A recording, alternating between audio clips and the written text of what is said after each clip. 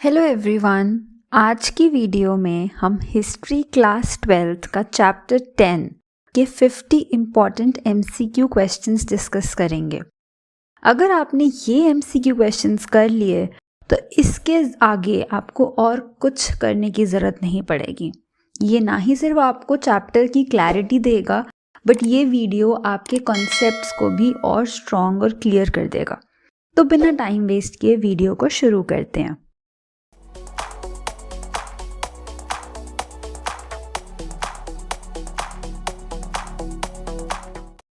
Question number 1. The officer of the zamindar who collected the revenue from the village was called. तो उस officer को क्या बुलाया जाता था जो रेवेन्यू कलेक्ट किया करता था ऑफ द विलेज? तो इसका आंसर है ए, अमल।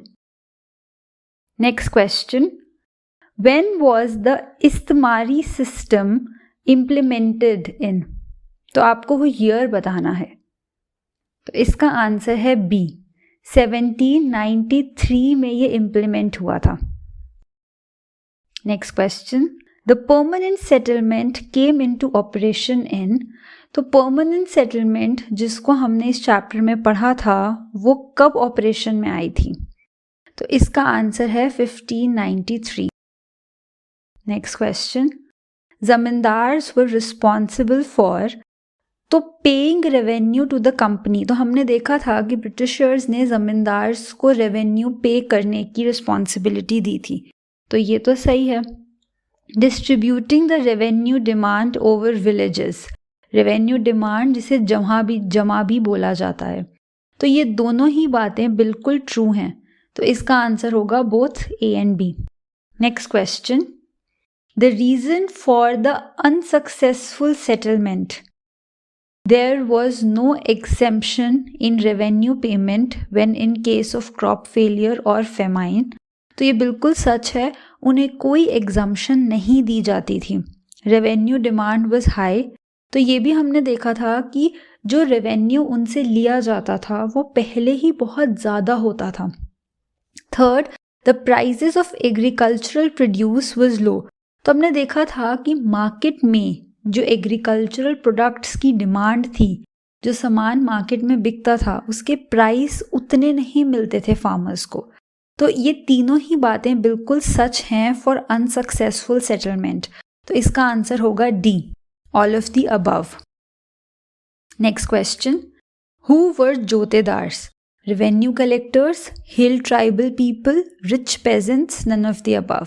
तो जोतेदार्स जो होते थे हमने देखा था उनकी ज़मींदार्स से बिल्कुल नहीं बनती थी। जोतेदार्स रिच पेजेंट्स को कहा जाता था। Next question, Paharia and Santhal tribe lived on the hills of? तो हमने पूरे चैप्टर में एक ही हिल्स के बारे में पढ़ा है, वो है राजमहल, तो इसका आंसर होगा Rajmahal. Next question, which public event took place in Burdwan in 1797. The king of Burdwan revolted against the company government. तो ऐसा तो कुछ हुआ नहीं था। Burdwan gets the right of East India Company. तो ऐसा भी कुछ हुआ नहीं था, ये भी नहीं है सही। Many महल्स of the king of Burdwan were being sold. The public revolted in Burdwan. तो इसका आंसर है सी, क्योंकि हमने देखा था कि जो किंग ऑफ बुर्दवान थे उनकी एस्टेट को ऑक्शन किया जा रहा था, पब्लिक ने कोई रिवोल्ट नहीं किया था। इसका आंसर होगा C. Next question, who was the governor general who implemented इश्तारी सेटलमेंट इन बंगाल इन 1793? तो इसका आंसर है उस टाइम के जो गवर्नर जनरल थे जब ये इम्प्लीमेंट हुआ, इसका आंसर है Lord Cornwallis, C. Next question, the term for the one who holds a taluq और a connection? Zamindar, taluqdar, mandal, none of the above. तो ये तो खैर क्वेश्चन में आपको ताल्लुक से समझ आ गया होगा कि ताल्लुकदार बेसिकली टर्म उनके लिए यूज़ की जाती है for the ones who hold connection और जिनके ताल्लुक होते हैं। Next question, identify different names elsewhere used for jotedars of North Bengal were known as. तो ज्योतिदार जो थे उनको अलग अलग नामों से अलग अलग जगहों पे बुलाया जाता था। तो आपको बताना है कि इनमें से कोई नाम है ऐसा जो ज्योतिदार्स के लिए यूज़ किया जाता था। तो इसका आंसर है ऑल ऑफ द अबव। ये तीनों ही टर्म्स अलग अलग जगहों में ज्योतिदार्स के लिए यूज़ की जाती हैं। Next question, when was the 5th report submitted to the British parliament. तो हमने देखा था कि ब्रिटिश पार्लियामेंट में एक 5th रिपोर्ट सबमिट की गई थी। वो 5th रिपोर्ट कब सबमिट की गई थी? तो इसका आंसर है 1813 में ये रिपोर्ट सबमिट की गई थी। कहाँ सबमिट की गई थी? ब्रिटिश पार्लियामेंट में। इंडियन पार्लियामेंट तब नहीं थी, ये आपको ध्यान रखना है कि ब्रिटिश पार्लियामेंट में सबमिट की गई थी। Next question, which of the following is true about ryotwari system? The revenue was directly settled with ryot. तो ये सच है। Average income on different soils was estimated. Resurveyed every 30 years। तो ये भी सही है। तो इसका आंसर है all of the above. Next question, the zamindars failed to pay the revenue demand under permanent settlement because initial demand was set high, क्योंकि उनको पहले ही बहुत ज़्यादा अमाउंट देना होता था। Settlement initially limited the power of zamindar to collect rent from ryot and manage zamindari. तो हमने देखा था कि जमींदार्स के पास पहले बहुत पावर होती थी। इवन वो अपनी कचहरी चलाया करते थे, वो डिसीजंस लिया करते थे, उनके पास काफ़ी पावर होती थी विलेज में। लेकिन ब्रिटिशर्स ने उनका काम सिर्फ रेंट इकट्ठा करना और ज़मींदारी को मैनेज करने तक ही सीमित कर दिया था। उनकी जो पावर थी वो ज़मींदार्स की कम हो गई थी। Revenue was invariable regardless to harvest and had to be paid punctually according to the sunset law। हमने देखा था कि चाहे आपका क्रॉप उगा है नहीं उगा, फसल अच्छी उगे ना उगे, कोई फर्क नहीं पड़ता था, आपको रेवेन्यू देना है, क्योंकि ब्रिटिशर्स को पैसों से मतलब था। सनसेट लॉ, जैसे ही सनसेट हुआ आपके पैसे नहीं आए, आपकी ज़मींदारी को ऑक्शन कर दिया जाएगा। ज़मींदार ने पैसे नहीं दिए, उनकी ज़मीन गई। तो ये तीनों ही बातें बिल्कुल सच हैं। तो आंसर है all of the above. Next question, East India Company acquired the Diwani of Bengal in. East India Company ने दीवानी ऑफ बंगाल कब एक्वायर की थी? तो इसका आंसर है 1765 में एक्वायर की थी। Next question, the Deccan revolt of 1875 began in. तो 1875 में जो दक्कन रिवोल्ट हुआ था वो कहाँ से शुरू हुआ था? तो वो पूना से शुरू हुआ था। Next question, who was the leader of Santhal rebellion. हमने देखा था कि संथल के लोगों ने रिबेल कर दिया था। उन रिबेल में लीडर कौन थे उनके? तो उनका नाम था Sindhu Manjhi. C. Next question, the limitation law passed in 1859। ये याद कर लीजिएगा ईयर कि लिमिटेशन लॉ 1859 में पास हुआ था। स्टेटेड दैट, वो लॉ क्या स्टेट करता था? इन क्वेश्चन से आपकी एक रिविजन भी हो जाएगी। Stated that loan bonds signed between, किनके बीच में साइन किए जाते थे? Money lenders and the ryots were valid only for. तो इस क्वेश्चन से हमें बहुत सारी इंफॉर्मेशन पता चल रही है कि लिमिटेशन लॉ कौन से ईयर में आया था। वो आया था 1859 में। उसमें लोन, जो बॉन्ड्स साइन होते थे, किसके बीच में साइन होते थे? मनी लेंडर्स और रायट्स के बीच में। वो बॉन्ड्स कब तक वैलिड होते थे? तो उसका आंसर है 3 साल के लिए वैलिड होते थे, for 3। Next question, name the term used for share croppers. Share croppers के लिए जो टर्म यूज की जाती है इन चारों में से, तो उसका आंसर है D, adhiyars. Next question, the American civil war that spread a wave of panic through cotton circles of Britain broke out in the year. तो हमने देखा था कि कॉटन, हमारे देश में भी ट्रेड बहुत बड़ा, वो सब चीज़ें हुई, एक पूरी स्टोरी थी वो अमेरिकन सिविल वॉर से स्टार्ट हुई है। अमेरिकन सिविल वॉर कब स्प्रेड हुआ और कब, आपको उसका ईयर बताना है। तो उसका आंसर है 1861। Next question, in which year was the cotton supply association founded in Britain? तो इसका आंसर है 1857। The revenue system that was introduced in Bombay Dakkan came to be known as permanent settlement, zamindari system, rayatwari settlement, none of the above. तो जो revenue system इन्होंने बॉम्बे दक्कन में introduce किया था उसे क्या कहा गया था, आपको ये बताना है इस क्वेश्चन में। तो उसे रायतवारी सेटलमेंट का नाम दिया गया था, रायतवारी सिस्टम कहा गया था बेसिकली, सेटलमेंट सिस्टम। ठीक है, next question, in 1820s David Ricardo was a celebrated figure in the field of. अब इनके बारे में एक काफ़ी बड़ा पैराग्राफ आपके इस चैप्टर में दिया गया था, तो वो कौन सी फील्ड में बड़े फेमस थे? Physics, maths, history, economics? तो इसका आंसर है economics. Next question, Santhal revolt took place in the year. तो कौन से इनमें से जो मैंने आपको टाइम फ्रेम्स दिए हैं, कौन से टाइम फ्रेम में वो हुआ था? तो इसका आंसर है 1855 से 1856, इसके बीच में ये हुआ था। The large area in the foothills of Rajmahal, declared as to be the land of Santhal, was demarcated as। तो जो काफ़ी बड़ा सा एरिया था जो संथल्स के लिए दे दिया गया था, उस जगह को क्या कहा गया था? पहाड़ी को, संथल भूमि, दमन इको, जमीन इको? तो बेसिकली पता नहीं मैंने सही प्रोनाउंस किया कि नहीं किया, बट इसका आंसर है सी, दामेनिको। उनके एरिया को ये कहा गया था। Next question, name who proposed a policy of pacification for the Paharia folks of the Rajmahal hills. तो जिन्होंने ये पॉलिसी ऑफ पैसिफिकेशन प्रपोज की थी, आपको उनका नाम बताना है। तो उनका नाम था ऑगस्टस क्लेवलैंड, सी।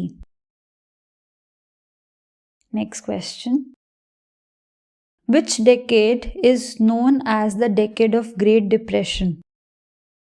तो 1930s कहा जाता है decade of Great Depression, इसमें B। Next question, name the term used for courts of zamindars। तो courts of zamindars जो होते थे उन्हें कचहरीज कहा जाता था। Next question, name the term used for officer of zamindar। Alma, अमला, अमला ही कहेंगे शायद। Next question, consider the following options. The fifth report submitted to the British parliament in 1813 AD। Jotedars were quite powerful. Santhals were a great danger to Paharias. No zamindari was auctioned in Bengal। अब आपको बताना है कि इन 4 statement में से कौन सी statement सही है और कौन सी नहीं है। ऑप्शंस आपको यहाँ पे दिए हुए हैं, आप आराम से टाइम ले सकते हो, इसको सोच सकते हो, पॉज कर सकते हो वीडियो। एक एक करके मैं डिस्कस कर लेती हूँ। Fifth report submitted to the British parliament in 1813, ये सही है। जोतेदार्स वर क्वाइट पावरफुल, तो हमने देखा ही था कि ज़मींदार्स तो अर्बन एरियाज़ में रहते थे, जोतेदार्स लोगों के बीच में रहा करते थे, विलेज में काफ़ी पावरफुल थे। इवन ज़मींदारों की जो ज़मीन ऑक्शन होती थी काफ़ी बार जोतेदार्स ही खरीद लिया करते थे। संताल्स वर अ ग्रेट डेंजर टू पहाड़ियास, ये भी सही है, वो डेंजर थे उनको। नो ज़मींदारी वॉज ऑक्शन इन बंगाल, ये तो गलत है क्योंकि ज़मींदारी तो ऑक्शन हुई थी और केस स्टडी हमने खुद भी देखी हैं। तो इसका आंसर है 1, 2 एंड 3, इसमें से ए।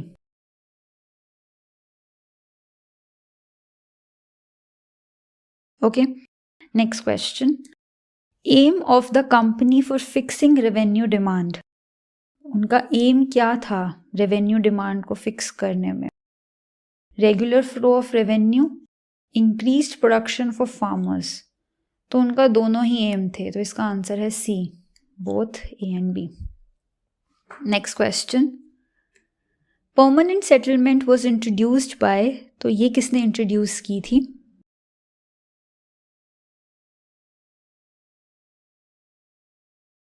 तो इसका आंसर है चार्ल्स कॉर्नवालिस, ये रहा ए।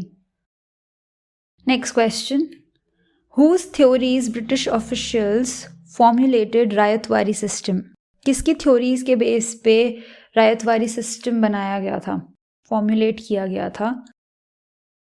तो इसका आंसर है David Ricardo. Next question, which of the following stated that loan bonds would have validity for 3 years only? ये क्वेश्चन एक तरीके से इसका पार्ट पहले रिपीट हो चुका है, तो एक तरीके से रिविजन है। इसका आंसर है limitation law. Next question, name the officer who served in Bengal medical service and was surgeon to governor general Lord Wellesley. तो जो जिनकी बात हो रही है, जिन ऑफिसर की, उन ऑफिसर का नाम है Francois Buchan, B. Next question, which of the following were the fine quality crops that Buchan found in गुंजूरिया पहाड़? तो उनको उन पहाड़ों पे कौन से फाइन क्रॉप्स मिले थे? तो ये दोनों ही हैं, मस्टर्ड और फाइन टोबैको, दोनों उनको वहां पे मिले थे। तो both A and B would be the answer. मैंने दोनों को ही टिक लगा दिया, तो आंसर सी है। Next question, measures taken by the state to control the zamindar. हमने जैसे मैंने पीछे भी आपको भी किसी क्वेश्चन में ये बात बताई थी कि जमींदार्स की पावर को कम कर दिया था, कंट्रोल कर दिया गया था। तो ऐसे क्या स्टेप्स स्टेट यानी कि ब्रिटिश गवर्नमेंट कह लो या ईस्ट इंडिया कंपनी कह लो, जिन्होंने लिए थे? जमींदार्स ट्रूप्स वर डिस्बैंडेड, किया गया था। कस्टम ड्यूटीज वर अबॉलिश्ड, किया गया था। देयर कचहरीज, जो हमने देखा था कि कोर्ट को कहा जाता है, brought under the supervision of collector appointed by the company. पहले क्या होता था, कचहरी जमींदार्स के अंडर आती थी, लेकिन अब उनका सुपरविजन करने के लिए एक बंदे को अपॉइंट कर दिया गया था जो कि कंपनी का हुआ करता था। तो ये चारों ही चीजें सही हैं, तीनों चीजें। इस तरीके से उनकी पावर को रिस्ट्रिक्ट किया गया था, इन तीनों ही तरीके से। Next question, name the term used for a person who lives on rental income from property. जिनको रेंट आता है इनकम किसी प्रॉपर्टी से और उन्हीं से वो अपनी लाइफ स्पेंड करते हैं, तो उन्हें rentier. Next question, name the organisation founded in Britain to encourage cotton production in 1857। Cotton supply association, Manchester cotton company, both A and B, none of the above. तो ये दोनों ही ऑर्गेनाइजेशन फाउंड की गई थी एंड इनका purpose था to encourage cotton production. तो इसका आंसर है both A and B. Next question, the term used for hill folks who used hoes is. तो जो कुदाल यूज किया करते थे हिल फॉक्स, पहाड़ में जो रहते हैं लोग, उनको क्या कहा जाता था? संथल, पहाड़िया, रायत, किसान। तो इसका आंसर है Paharia, B. Next question, the economy of Bengal was in crisis due to. तो इकोनॉमी ऑफ जो बंगाल थी वो क्राइसिस में थी क्योंकि रिकरेंट फेमाइंस, बार बार फेमाइन आ रहे थे। Decline of agricultural output. तो इसका आंसर है both A and B. Next question, the rajas and taluqdars were classified as. तो राजाज और taluqdars were classified as zamindars. Next question, consider the following statements. Permanent settlement was introduced in 1793 AD. Jotedars were quite powerful. All the zamindars paid their dues very easily. The ryots came to see the money lenders as devious and deceitful. The permanent settlement was introduced in 1593 AD. ये बात बिल्कुल सही है. Jotedars were quite powerful. ये सही है. Zamindars were able to pay their dues easily. ना. Easy तो नहीं था. Riots came to see money lenders as devious and deceitful. ये बिल्कुल सही है. तो 1, 2 और 4 C. Next question. Introduction of permanent settlement, American Civil War, fifth report in the British Parliament, Santhal arrived in the hilly areas of Rajmahal. आपको order बताना है कि पहले कौन सा इवेंट अकर हुआ था, फिर दूसरा, मतलब क्रोनोलॉजिकल ऑर्डर में इन्हें अरेंज करना है. तो इसका पैटर्न है, सबसे पहले परमानेंट सेटलमेंट इंट्रोड्यूस हुई थी, उसके बाद संथल्स अराइव्ड इन हिली एरियाज ऑफ राजमहल. तीसरी चीज जो हुई थी